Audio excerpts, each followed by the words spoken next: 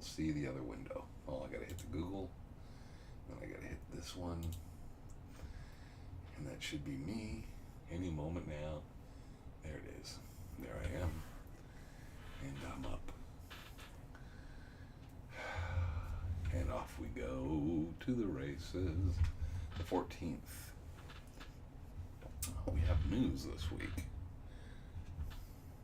In a surreptitious way. In a what way? Surreptitious. I got an email from History Channel. Yes. Oh, did you? Yes, I did.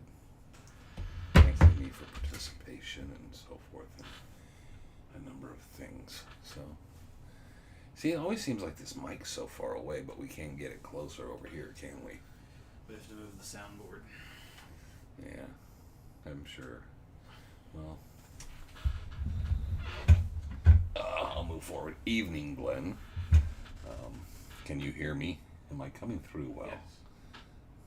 I was asking Glenn. Oh. You can, of course, hear me. I'm in the same freaking room. How are you doing, Wayne? I'm doing fine. Hello, Vixen. Yeah, I'm just trying to see if everyone can hear me. Good afternoon, Jill. And people are filing in, but no one's answering. Yeah, okay, sounds pretty good. Okay, there. That's all I wanted to know. I gotta quit messing with the tray here because I don't have anything to do with my hands. So there we go. And we'll wait as we load up. It's a hot, hot Friday. Yes, we can hear you. That's all I want to know is make sure it was working. And I was close enough because the mic is, well, you can see it. But, yeah, it's kind of a distance from me. So we'll start with that invaluable piece of just what everybody loves to hear. Some of you are living it. The disabled gamer. Why'd they take you apart? I don't know. Anyhow, so it's hot today. Is that what we do? Every Friday I do live and just say it's hot today. Are you preparing for like a career in like the Weather Channel or I'm a something? meteorologist. Yes, it's hot. It's still hot. Humidity's down though. Humidity has been down. Because we were getting around 40-45% humidity in the I evenings. didn't notice. And yes, it was feeling pretty stifling when it's 110 degrees. But the humidity is down, whacked out, and now the temperature's going up. Well, it's 114 here right now. So, and it's not getting cooler because tomorrow's supposed to be 117. So, for anyone that thinks it's hot, 114 is pretty hot. 117 is very hot. That's called stay in the house. So don't do stuff. Nobody gives a crap if you're a tough guy and go out in the mountains when it's 117. So, but it's not 114 where I'm sitting. No, it's probably a nice 77 degrees. So that's the beauty, the dry air conditioning. So excellent to be into. So here we go. We're rolling it along. But yes, it is very warm. It's been pretty hot. We're in kind of that, I don't know, that you can't call it a heat wave because this is what it'll be through September. So we'll have a couple days around 100, 103, but most of the time it's going to be 110, 115. There'll be the 119, 120 days in there, and then it'll drop back down and get in 107, 108, but that's just life.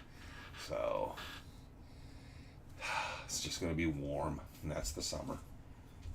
I don't know what these things are up here in front of me. Looks like there's burned DVDs. So there we go. Something we'll start talking about. I got an email today. Trevor's excited to hear what the email is about. It was an email from History Channel thanking me for my participation. Lawrence Fishburne's History's Greatest Mysteries, which both plays on cable and satellite on the History Channel on Mondays, and is streaming at the same time they have this streaming, because we'll talk a little about how that all works anymore. Anyways, their new season of episodes begins Monday. I think it's Cleopatra's tomb or something like that. Something about Cleopatra. Anyways, I recently had to do, well, I didn't have to, but they asked me to, and they paid me. We did one on the Lost Dutchman Mine with Lawrence Fishburne, so that should be coming up in the weeks following. I will be mentioning it and bringing it up. We might be doing the Chasing Legends, or maybe even on a Friday we'll run and kind of show my trip. It won't show me actively filming, but kind of give you the idea of what it's like to kind of go to do one of these jaunts. And 6 West was the in-house production company working with History Channel on this, and it was very, very nice. They were really cool. So you get 3 paid days, and it's all very nice, you know, drivers and food and hotel. And the biggest thing to me was, and I won't spoil a lot of it because it was a fun trip, but the biggest thing was it was 110 here, and it was basically 70 degrees there. So I really actually enjoyed that, of like, wow. So, you know, the summer really hit back once I got back here. But it was a nice trip, so that'll be something to look forward to. I hope I really did well. They were filming several episodes of different programming the days I was there. One was on the Titanic, which I asked them, I said, is that because of the whole thing that's happened with the Titanic? They said no. It was something they had scheduled, and then that came about. So there'll be one with the Titanic, and then one with the Lost Dutchman. And then I don't know what the other one was because I wasn't paying a lot of attention. Well, there's a lot going on there, and it's a sound stage. So, what's going on? Hey, but so that'll be History's Greatest Mysteries. There'll be a Lost Dutchman program there, and it was very nice because History reached out to me and said, "Hey, we want Wayne. Tell Wayne to bring the hat." They were trying to get Jesse Feldman in. Jesse couldn't make that one. I was hoping Jesse would go because it's a lot more fun when there's someone there you know, and especially you got a few days and they're only using you for an hour or two here and there. So you got someone to kind of hang out with, talk, and kind of chill with. But, you know, I'm kind of, that's, you know, I'll play the guitar, Wayne. I forgot I was going to actually do that this week. It's too late now because I'm sitting here and I'm rolling. So, and we actually did talk about a bumper music, so everybody can chime in if they think this is a great idea. My idea was do a countdown thingy, and then it goes into it, but then I would record some ambient type music as the intro for this. Nothing fancy, but then I could each week kind of riff off of it and play guitar to it. So that would be the opening. So there. So that might be what we go with. We've talked about this for a while, and he doesn't come through, so I don't know what to tell everyone. So blame it on Trevor. But yeah, it is kind of my fault because I thought about it earlier, and I was like, oh yeah, that's right. I got to figure out. I'm going to sit down with the guitar and kind of be strumming along, playing while we get things in and load everybody up as we start waiting for questions to come in, and that's just kind of cool. So I'm going to do live with Frank, so I can drill him about the Masons. It's getting him available. It's summertime. He's been quite busy hiding from the sun. So I think it's going to take really a test run with Frank to make sure we got to make sure he has a little stand for his phone and stuff and everything. We can walk him through it, but we'll probably have to do a test run sometime during the week and then make that available. But right now we would be cutting into his bath time, I think. So we will try to do that because I want to do that, especially this summer, get that done, and then try to get one with Magnuson, kind of the quadrifecta or whatever you call it, all 4 of them. Make sure I get those guys. Put your glasses on, Wayne. Yeah. It's just, it gets so dark in here. Can you just invite him over? No, it's a lot. Frank lives a long ways away and he doesn't drive. I pick Frank. Trevor's laughing. I pick Frank up. It's not that he can't drive, it's just Frank's not going to drive over to do this stupid thing. So if I can get him to sit at his house and do it, probably that'll work. I'm not going to get Frank to drive over to my house to do this. Frank's been over here. I don't know if he's ever stopped by the house. He did stop by the house once briefly. No, that's not happening. I think it was when we were going out to the GPAA thing with Woody. I think he stopped by that day. So, but no, and now it's definitely too hot to come across town and do all that. So, yeah, we will get Frank in. I want to get Magnus, and I got to get him on the phone and talk to him and kind of do all that and kind of make sure all that goes. But Frank's always welcome to come over and stuff. So, but yeah, we usually meet over there and stuff. So that's being that. But anyways, History Channel for the people that are just joining in. Yes, A&E reached out to me and wanted me to do a Lost Dutchman thing for History's Greatest Mysteries with Lawrence Fishburne, and brought me out. They just sent me today a confirmation email of thanking me for my participation, and the new season, I guess, opens up this Monday with something on Cleopatra. There will be one on the Titanic, one on the Lost Dutchman.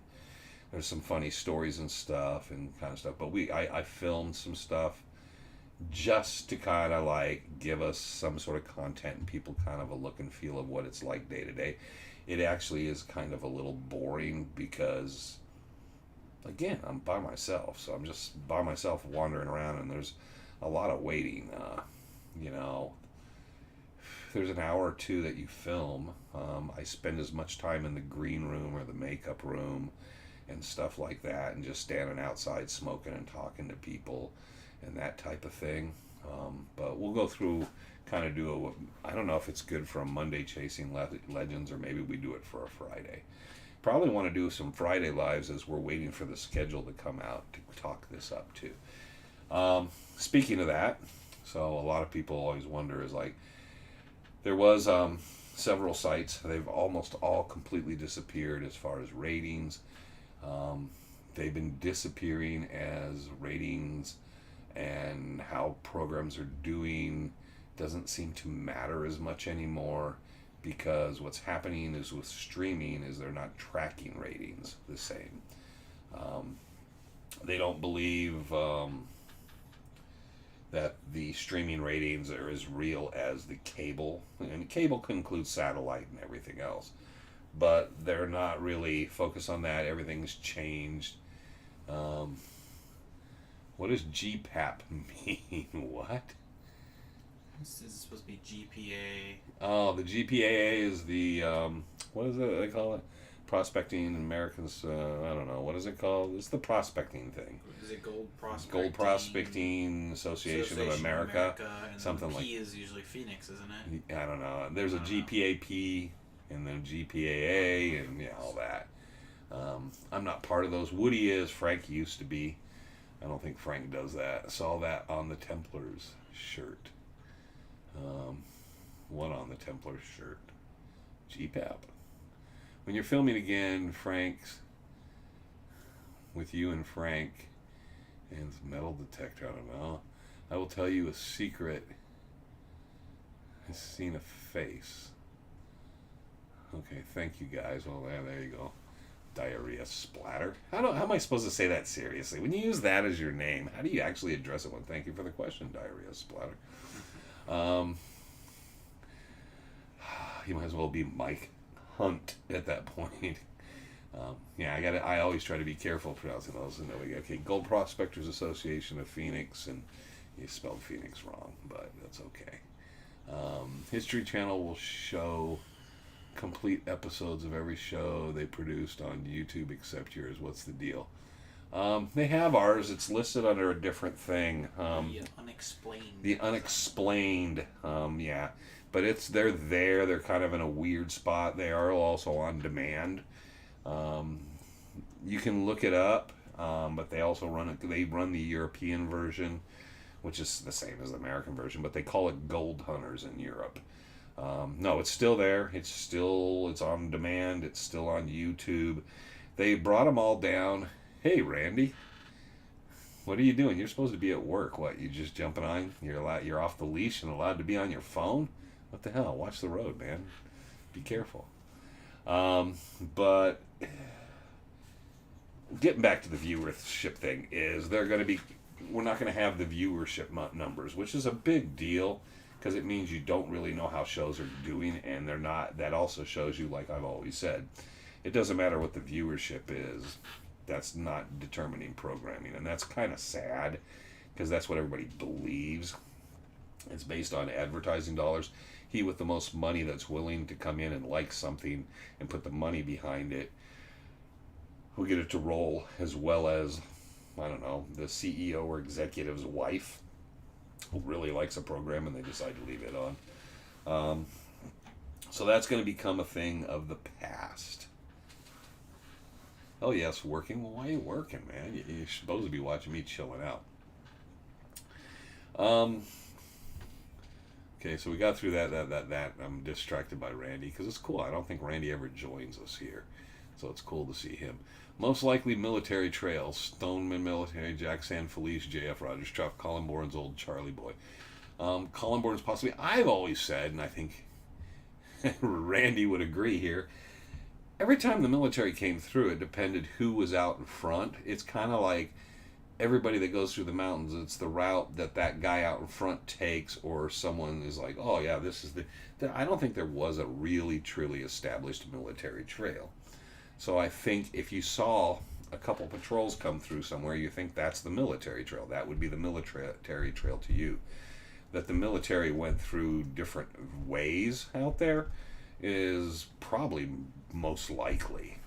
So otherwise we would have a map that has an established trail on it, which nobody really has. So everybody can be right and nobody can be wrong in that kind of situation of that. But you can look at it and find so many different variations and versions and ways to go through. And if you just try to walk it yourself, you'll find it's far more difficult than you think. They always make it sound like, well, this is the way they came because it was the path of least resistance. Someone once told me, well, they probably just came up Fish Creek and through Fish Creek all the way down into the Rogers Canyon area. That's great, except that I don't know how they got past where the bridge is and up into Fish Creek to Lost Dutch Canyon, because there's sections there I don't think you can ride horses and stuff, and I think you can walk out. I would hate to try to walk in there. I've done it walking out, but it's a difficult area. It's not an area of path of least resistance. And I think, isn't Jack's version, whatever, it's kind of the tortilla thing. And that's Jesse's version. It's not Jack's version. I think that's Jesse's. So is Jack being a fanboy at that point, or just Jesse's friend? So, I don't know. So they're buddies, and he's just, have you ever had crazed fans that would not leave you alone? Randy's like that. Randy's a bit like that. See, he just showed up. He's a bit crazed like that. Oh, see, there's someone I need to have on. Now, he would want to do it. I don't think he really would. One last question, please. Does your Strat in the back have maple or rosewood? It should have, one should have maple. I know the one I use most of the time has a maple fretboard, because it's one of the few maple fretboards I have. I'm going to look at it. They're both maple, both Strats in the back. Yeah, most of the time I would prefer a rosewood fretboard, but both of those, I like the way they play, and they have maple fretboards. And it was very odd to me. That was one of the things I did not like about them, and yet I like it very much. So that's always one of those lessons you learn today. Hope you win the lotto. Well, I do have a ticket. Actually, funny thing about the lottery was the last one, I got the Powerball, and I got the first two numbers in a row.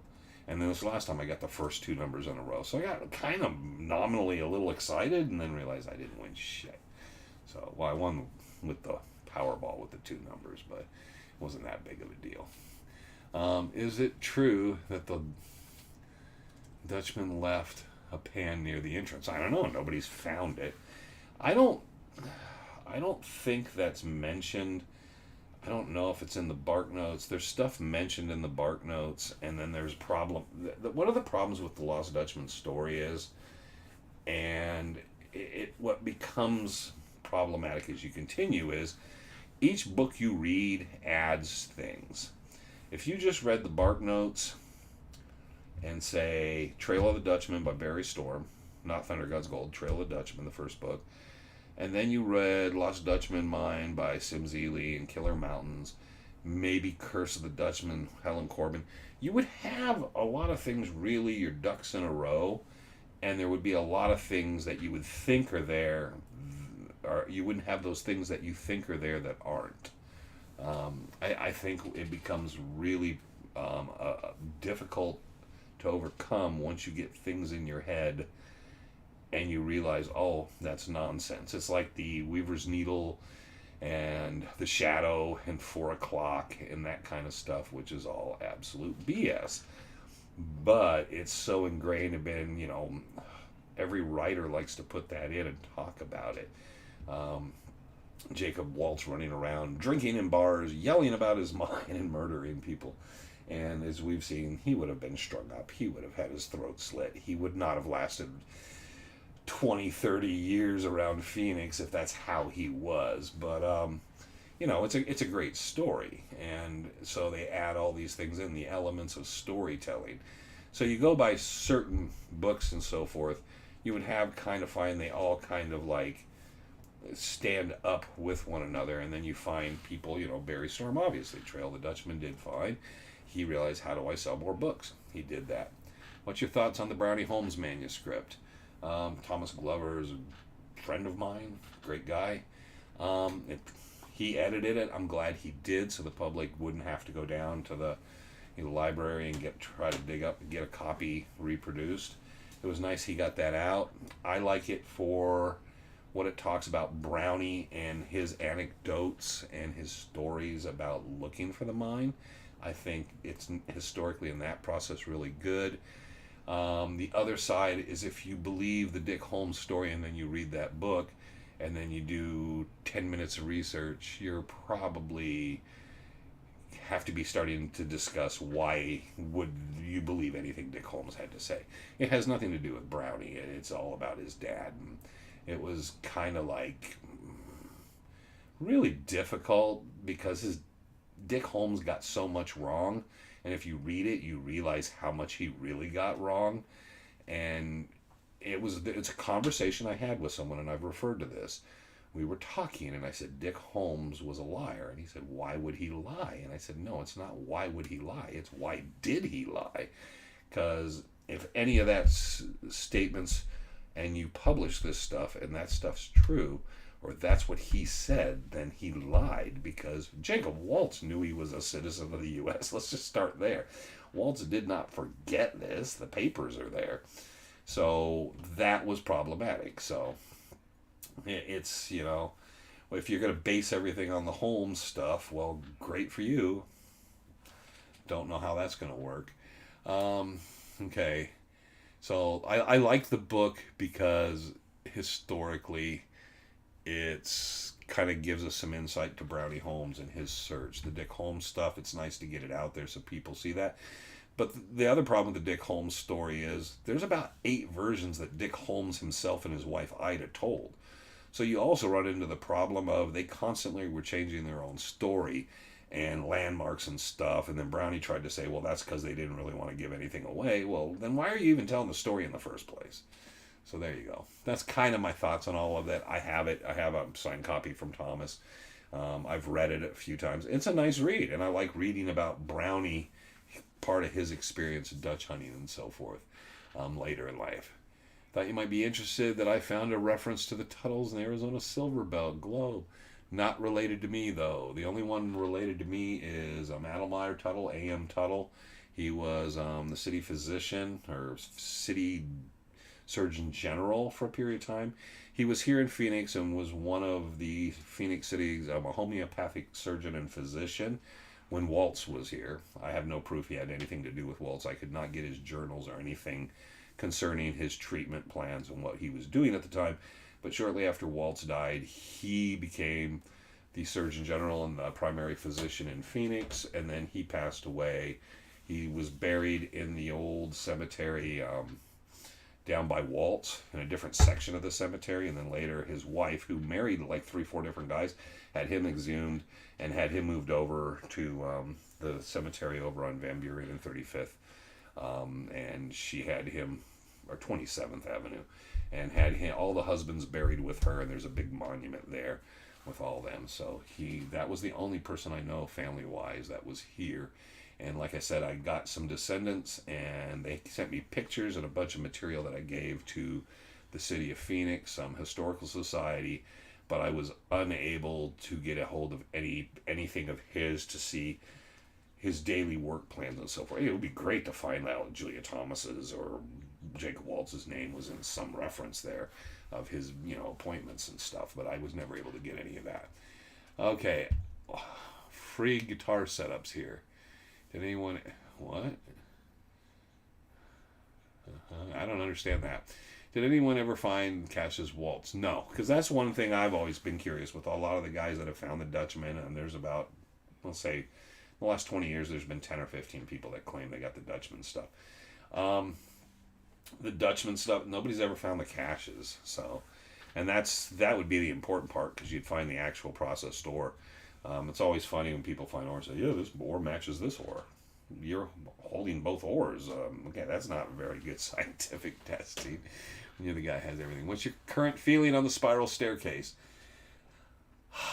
I want to go one more time and do something very serious about kind of in scope of looking at it, poking and prodding at some of it, and be done with it. I want to do a serious kind of like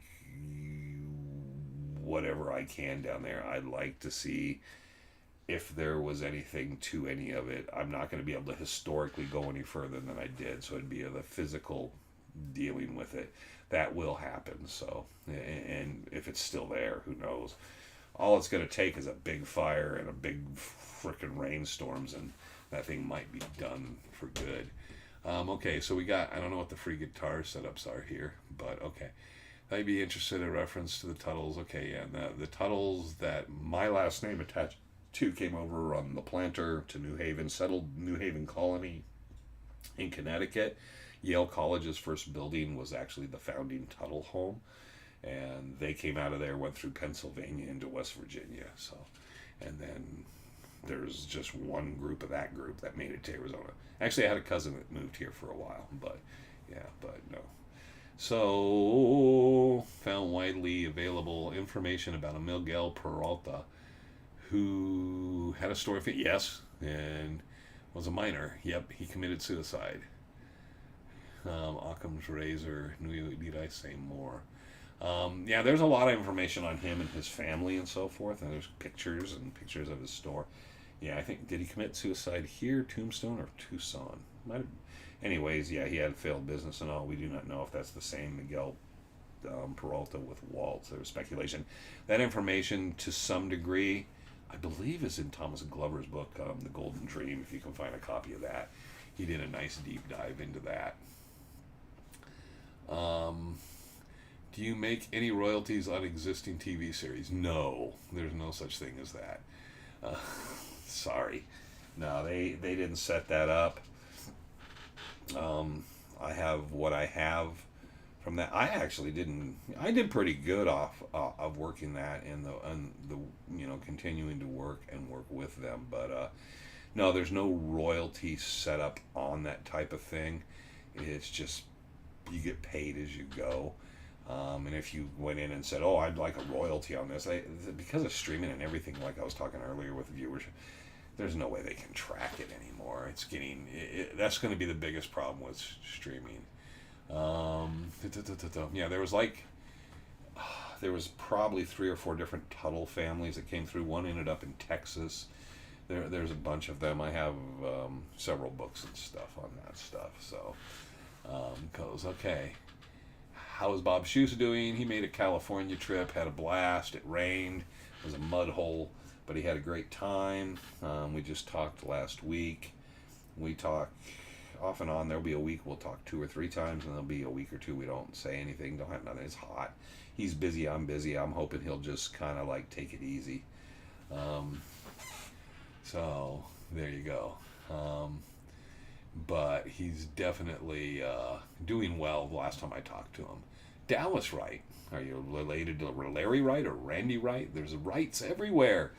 Are there any wrongs? Hey, Wayne, did you ever hear about a heart carved on the South Butte Mountain by the Gila? I know there was the two buttes, and I don't even have that. I don't know where that picture was. Was it in Ward's book? There was the.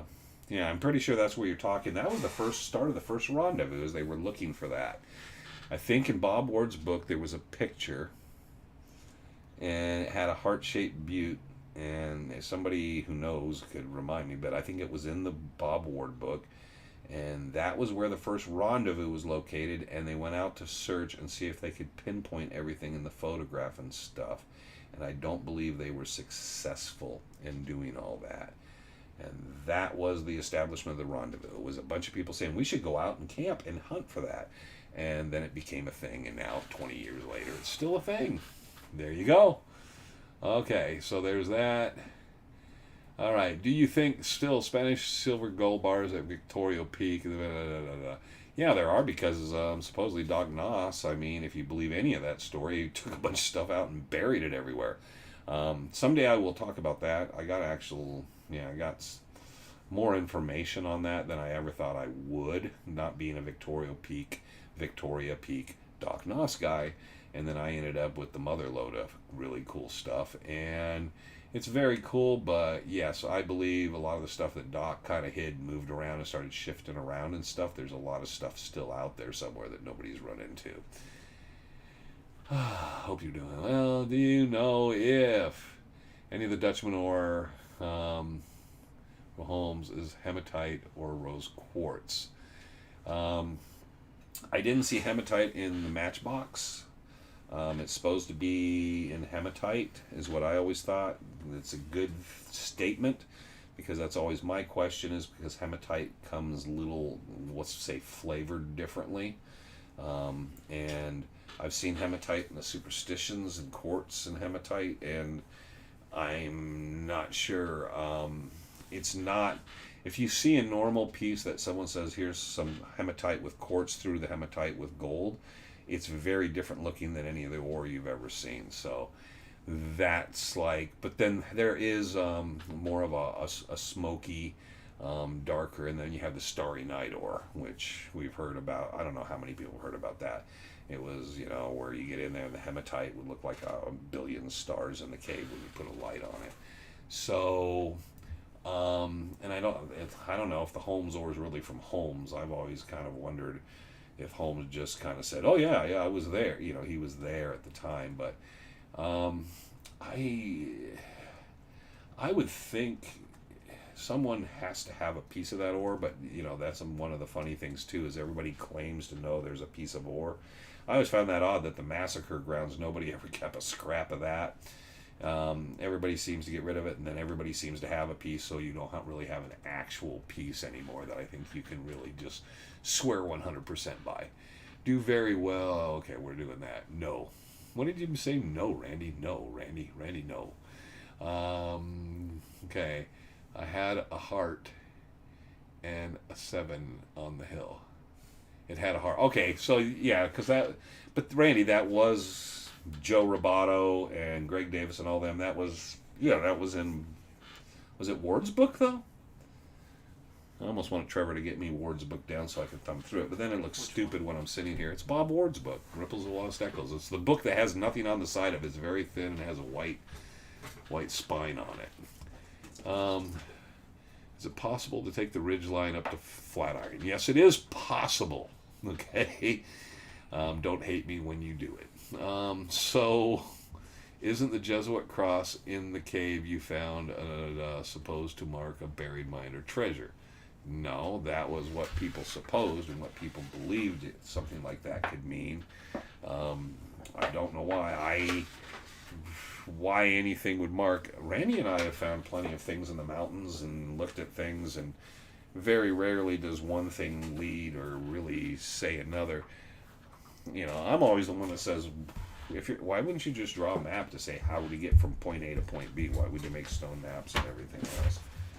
And of course it's dark in here, and I'm not going to be able to really see it too well. I'm pretty sure it's this book, though, Ripples of Lost Echoes.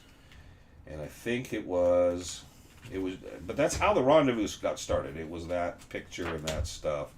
So this book here, if you have a copy of this book, or you got one, last rendezvous, we handed them out for free. We must have handed out 70 or 80 copies of this. So if you have a copy of this, it should be in there, I'm pretty sure. But that was the idea of the first rendezvous. Let's go look for that and see if we can find it. I don't think they found it. They were out on their quads and stuff all day and stuff.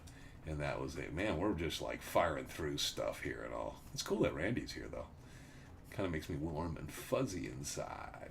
Okay, I think Tom Collenborn wrote about Walt's prospecting in Pinot Creek. He wrote about, yeah, he did have a thing about that. Frank's got that stuck in his head, Pinot Creek and that whole thing, Hewitt Canyon, and then that and different things, and people don't know one place or the other. I think that was one of the things he'd heard something there.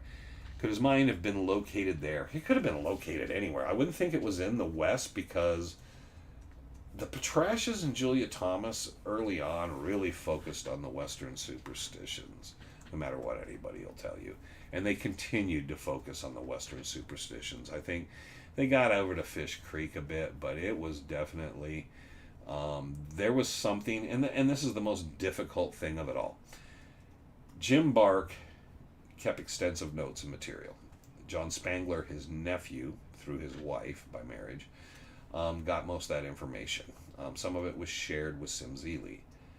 One of the big problems we have is most of us have never seen that stuff, other than the Bark notes, the manuscript that he was putting a lot of that information into.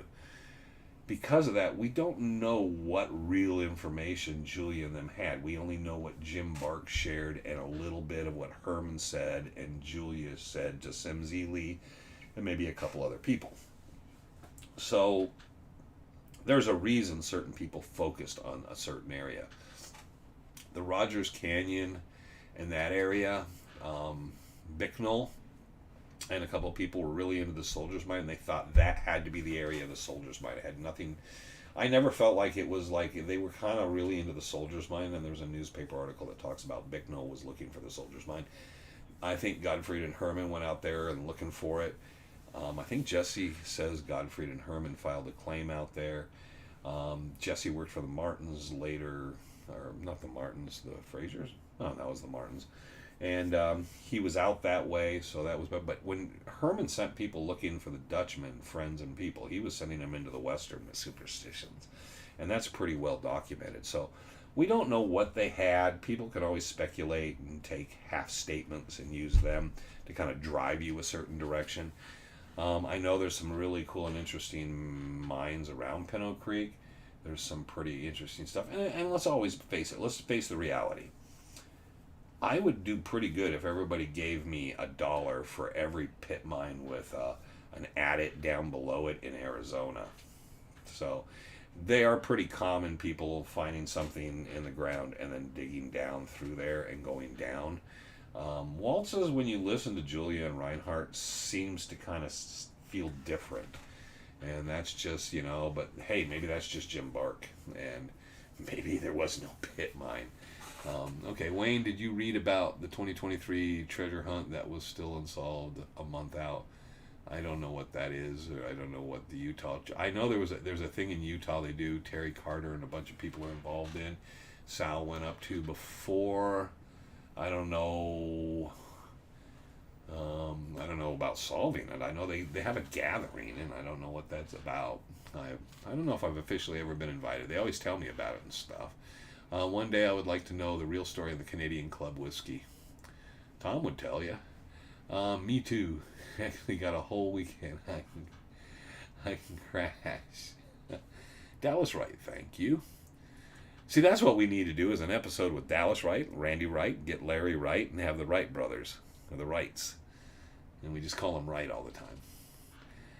Absolutely, I don't know. Greetings, Wayne and all. Gilgold. Prospecting in San Antonio, Texas, where every day is a golden day.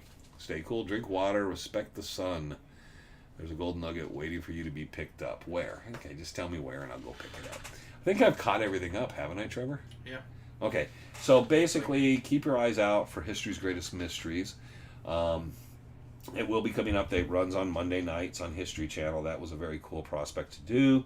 There's other things people have been talking to me about. I'm very kind of picky. I want to do things that I think help, and kind of like we will do kind of a nice episode or something. Either a Friday, we'll put something together and run it on a Friday.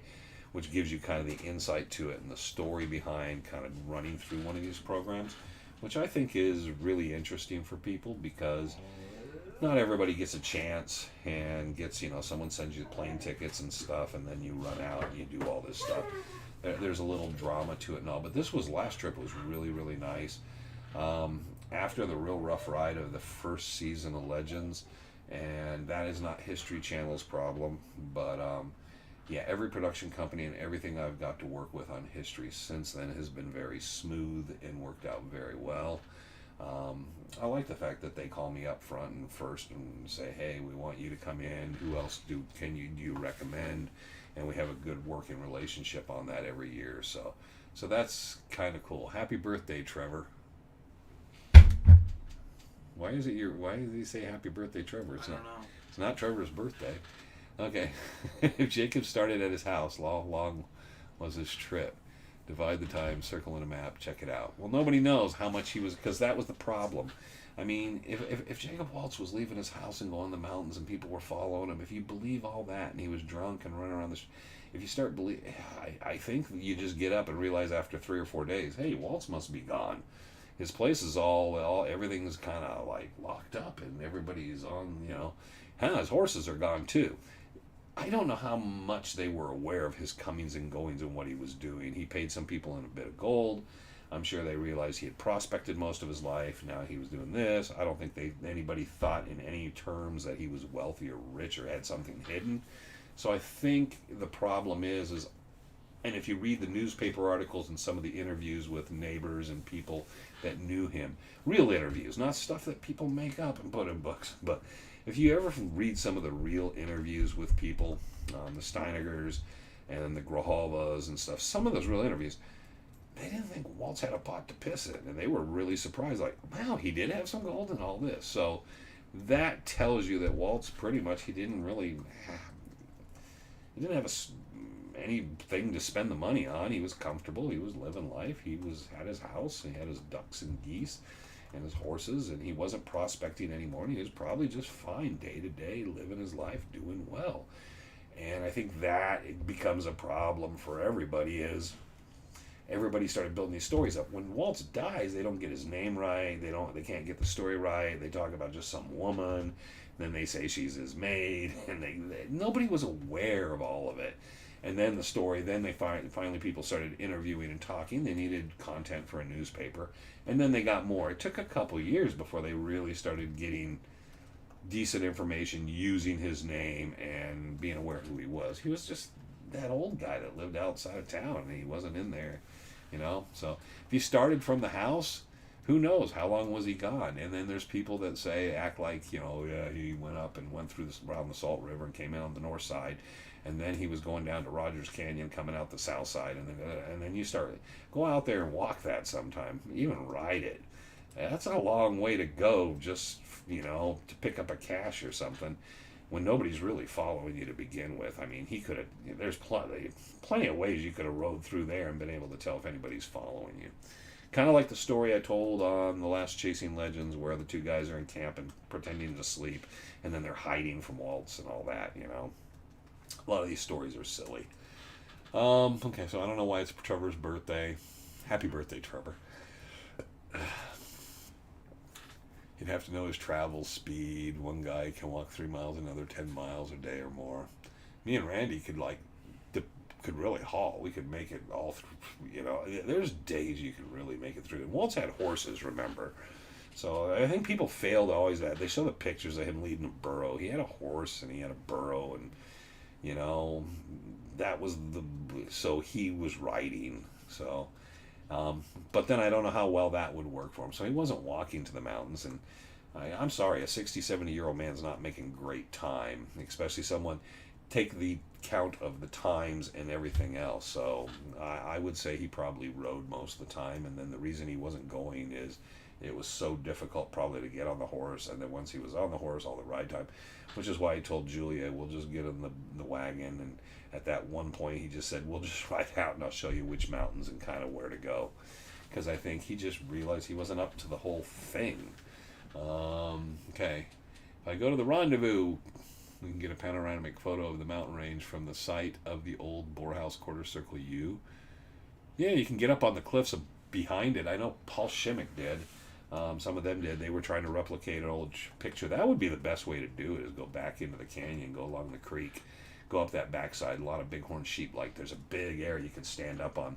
And that would be good for the Western superstitions. You'd cover a lot of ground. I think if you did it right, I think with the elevation, you could get a nice panoramic from east, coming in Peralta all the way around, and you could be able.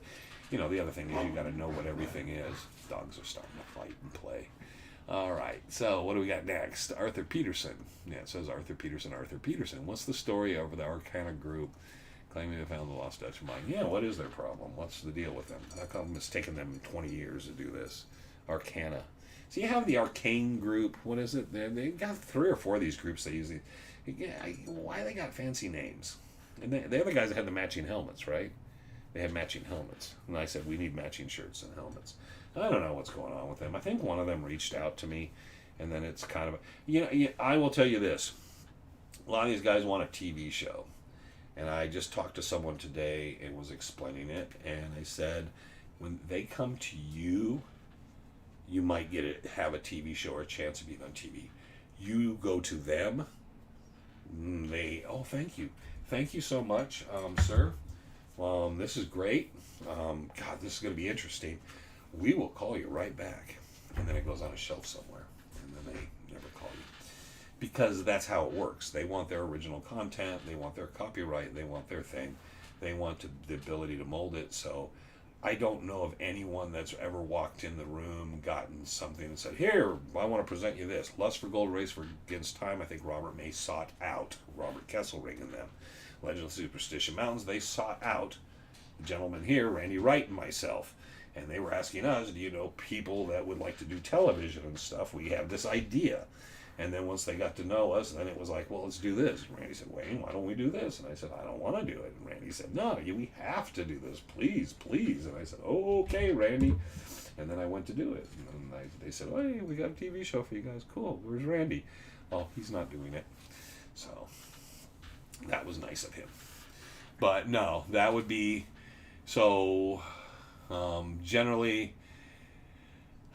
They're going to reach out to you and look for certain people to do it. And if they see your story, I tell people, do your thing on YouTube and social media.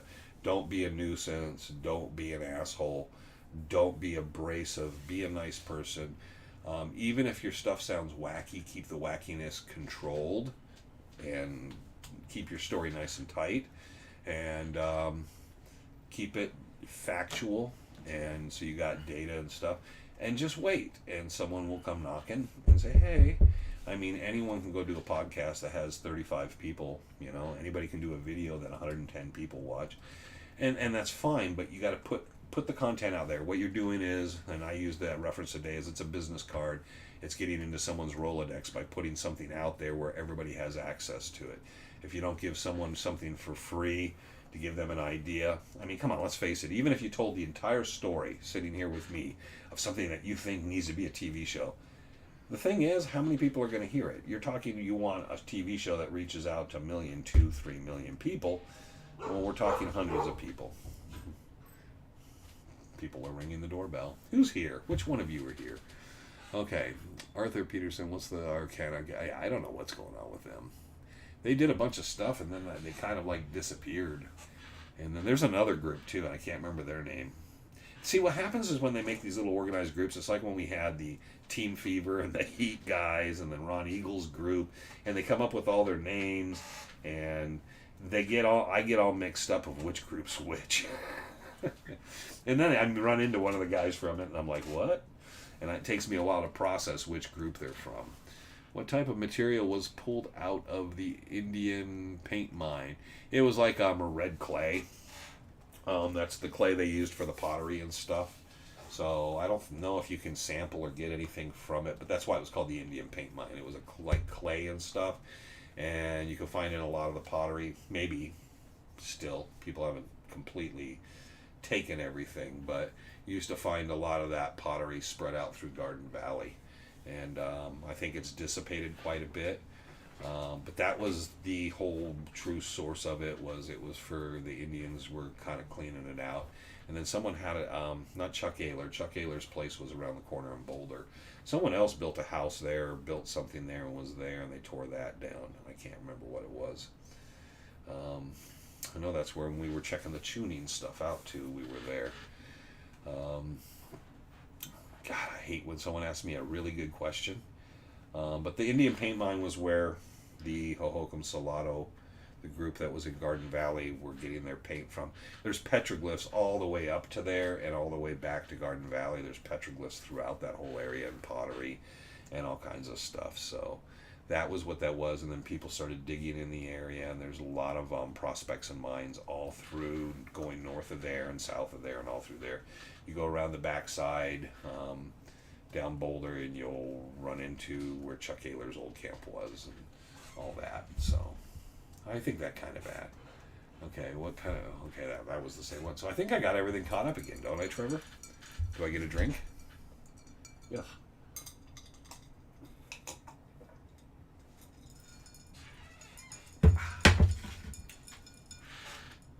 Did I? Yeah. Okay. Good deal. So I will continue to put it out there. History's Greatest Mysteries with Lawrence Fishburne. Cool thing. I got footage from when I did the trip, and then I'll do something talking about the trip and everything. No problem, Dallas. And kind of the experience with that. So everybody kind of gets a little insight. And I promised Trevor I would do that, because I always forget. I kind of get there. And you got to remember, when you're doing this stuff, generally you're on your own. And since I'm on my own, I'm just kind of like, I take a book, I have my earbuds, and that's pretty much the zone I'm in, except for when they're talking to me. I'm just kind of like, just off on my own little thing. So, and it's very boring for the most part, because you're just spending hours and hours like, what do I do? So we'll kind of show you what it's like in that process. I know there's different people probably handle it differently, but for me it's a lot of reading, a lot of just listening to music and just chilling out and kicking back. What was the dominant color of the paint found in the mine? Red. So it's that reddish hue paint. So that's why they call it the red paint mine. It's kind of like, I don't know, I don't have anything here that color, but it's the potteries. There's the pottery that has the reddish, like a deep maroon color in it, some of it, and yeah, but that was the red paint mine, was that. So it was that clay, and they were able to use that. So there you go. I thought that was pretty much it. We need to get everybody a free copy of Jack Carlson's first hiking guide, so all those stories are in there. Somebody can learn. Do you know Hank Sheffer passed? Yes, that was quite some time ago. Hank passed away. Hank did. Dave Leach did. I'm trying to think if anybody else did recently. No, everybody else is still living that I know of so far this summer.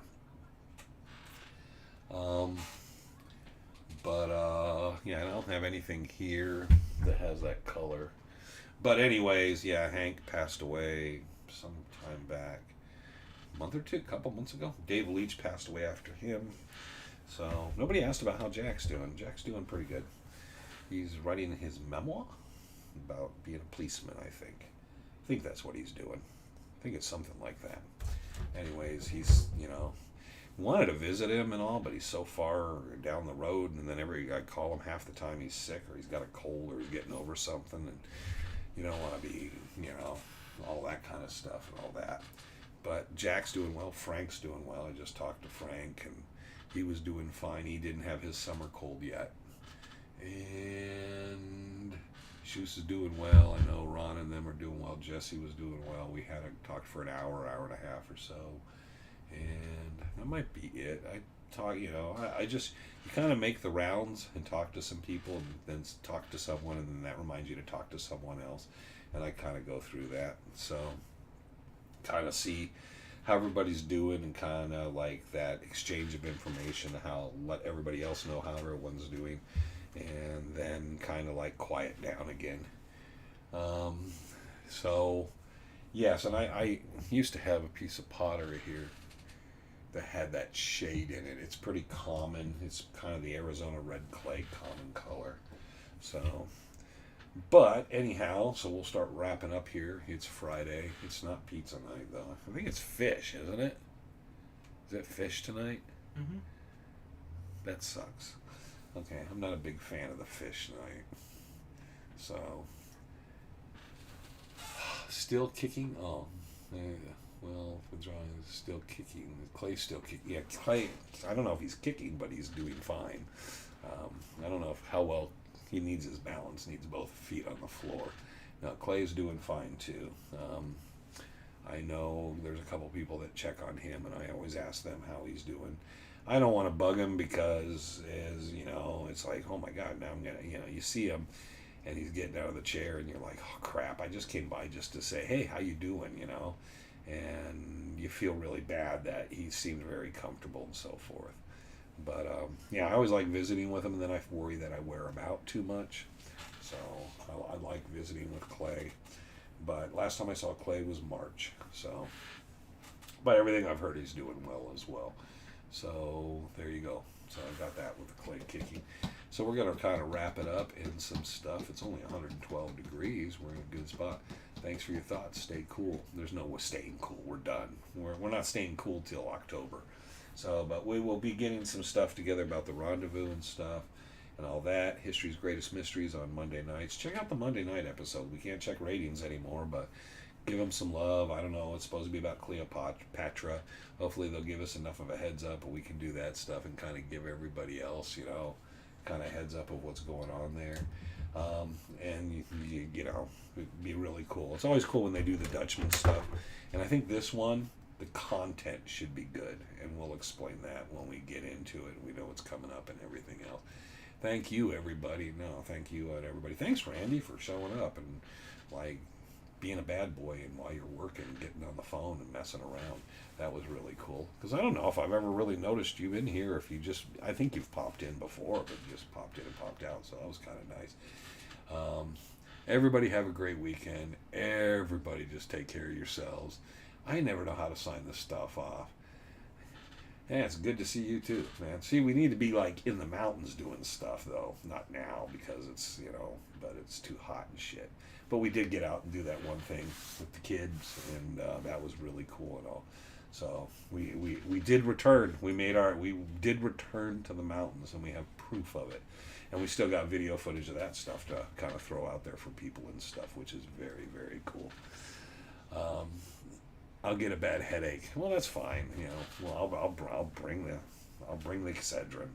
But anyways, thank you for everybody for kind of joining us up and hitting it this week. And like I said, the History's Greatest Mysteries thing, I'll push that to death till it comes out. I think they did a good episode. I never know what it'll turn out like. I wish Jesse, if it would have been me and Jesse and the geologist, that would have been an awesome show. I think we would have really nailed it. It would have been differences of opinion, but good facts, and I think that would have been awesome. Fortunately, Jesse wasn't able to make it, so that kind of sucked. But I think I did everybody well. I talked to him about my answers and some of it afterwards, so me and Jesse kind of on the same page about how it went, and also to give him, if these guys call you, I always tell everybody, hey, these guys are cool. They were really good to work with, so let's, definitely there. So, that being said and done, I'm going to get out of here, get myself to sit down and eat myself some fish. I'm not really big on this fish thing, as you can tell. I miss Pizza Fridays. A lot. But I like Steak Saturdays. So there you go. Thank you, everybody. Enjoy the rest of the week. Please catch Chasing Legends on Monday. And until then, stay out of the sun, stay in the cool air and whatever you can, or in deep end down in the pool and all that. Thank you, Randy Wright, and everybody for joining us. And until the next time, the next week, I'm Wayne Tuttle. You're not. This was Legends Live, and I'm out of here. There.